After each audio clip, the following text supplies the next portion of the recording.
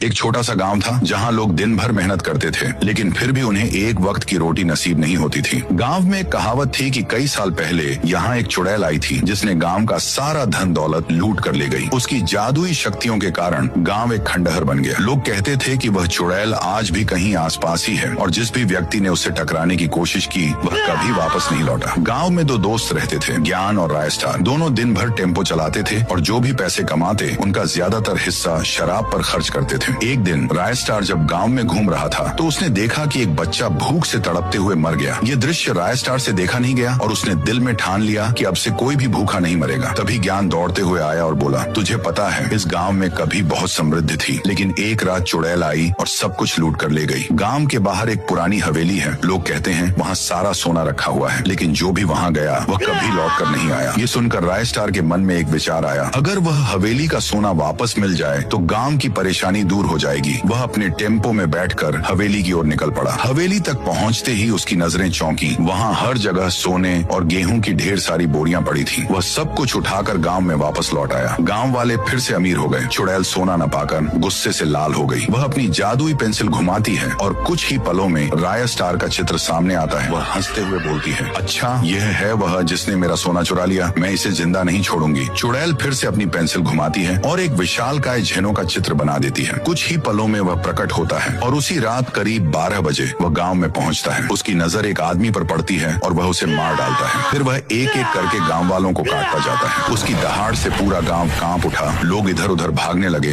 अगली सुबह गांव में खून और हड्डियों का ढेर होता है। रायस्टार यह सब देखकर हैरान हो जाता है। तभी उसकी नजर जमीन पर पड़े दानव के निशान पर जाती है। वह समझ जाता है कि यह काम किसी जंगली जानवर का है। रात होते ही चुड़ैल फिर से उड़ती हुई गांव में आती है और अपने जादू से झेनों को फिर से प्रकट करती है। आज इस गांव को पूरी तरह से खत्म कर दो और अगर रायस्टार मिले तो उसे जिंदा पकड़ लाओ। ये सुनकर रायस्टार के पैरों तले जमीन खिसक जाती है। वह डर के मारे अपना दरवाजा बंद कर लेता है, लेकिन गांव में चीखें सुनाई देने लगती हैं। जेनो एक एक करके लोगों को मारता जाता है। ज्ञान रायस्टार के पास जाने लगता है। तभी वही जेनो सामने आ जाता है। ज्ञान डर के मारे भागने लगता है, लेकिन जेनो उसे पकड़ लेता है और काट डालता है। जेनो पूरे गाँव में घूमता है और हर घर में जाकर लोगों को मार डालता है। धीरे धीरे वह रायस्टार के घर की ओर बढ़ता है। वह दरवाजे को जोर जोर से पीटता है। रायस्टार अंदर से कांपते हुए सुनता है। वह डर के मारे बड़बड़ाता है, मुझे छोड़ दो, मैंने तुम्हारा क्या बिगाड़ा है। लेकिन जेनो उसकी एक नहीं सुनता और दरवाजा तोड़कर अंदर घुस जाता है।